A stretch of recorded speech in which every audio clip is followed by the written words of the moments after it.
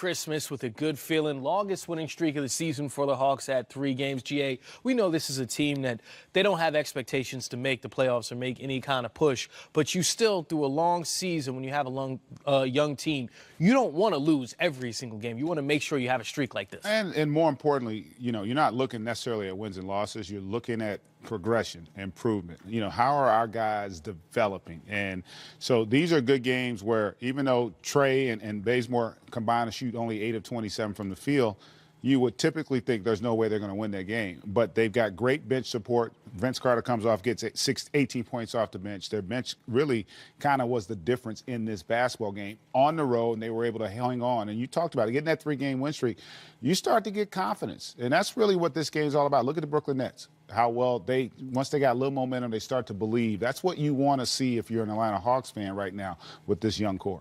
This is a time to steal games, too, if you're a team like the Hawks. You catch – I'm serious.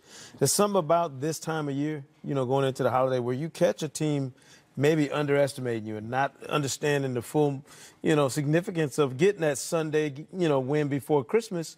Atlanta comes in playing well, you know, getting more out of some other guys than they normally would. You're allowed to sneak off into the holiday with a little bit in your sack, you know. Take that, Grinch. And I was just going to say, too, the fact Alex Len goes on the road and at least matches, if not outplays, Andre Drummond. That was huge Stunning for them at that center position. He was incredible for them. He didn't have a great shooting game, but his impact was felt. And, again, one of the reasons why this team now, they're learning, because you can play well when you don't play well, meaning you don't always have to shoot well. You can still win a game. They shoot 39% from the field, 26 from 3, and they went on the road.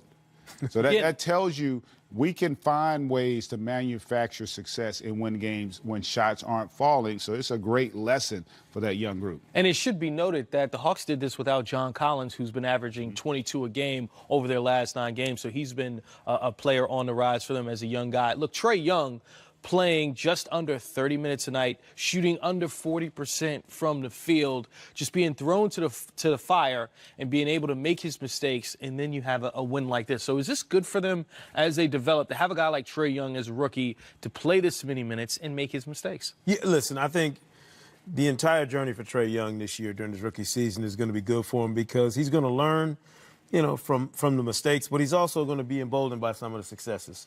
And he's had a lot of high moments. He's, you know, for all the struggles they've had in the win-loss column, for his shooting woes and everything else that's going on, he's had enough of those positive things, GA, enough of the right kinds of things to build on, that I think he'll be fine. What you have to do is not get into judging Trae Young now, not by Christmas, not by the end of this rookie season.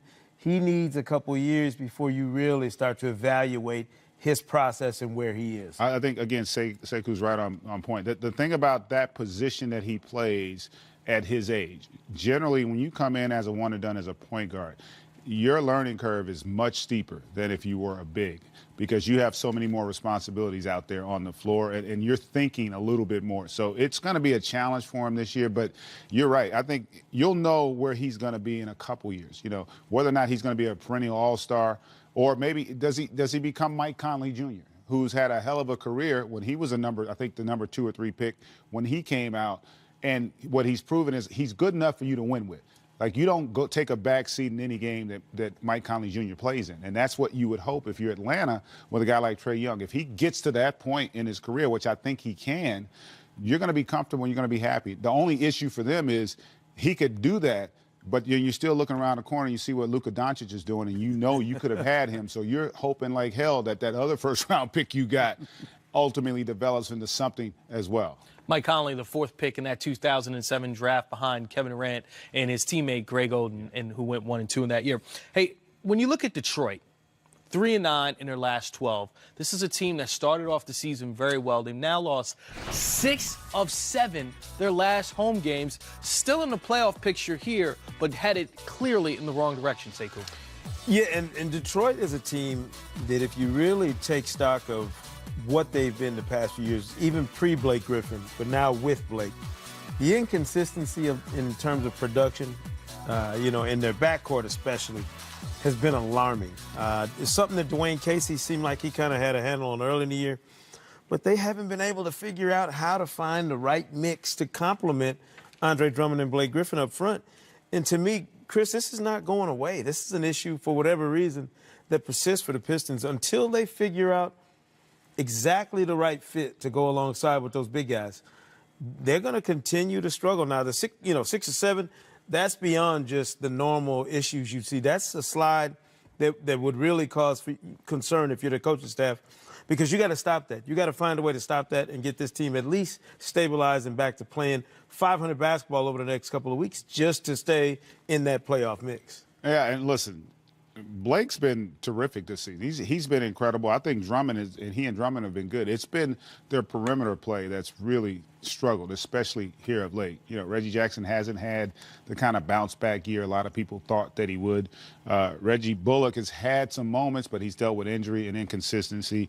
Still trying to figure out if some of those younger players that they've drafted the last few years, the Luke Kennards, the Stanley Johnsons, are they going to be a part of the solution? Bruce Brown coming in as a rookie this year.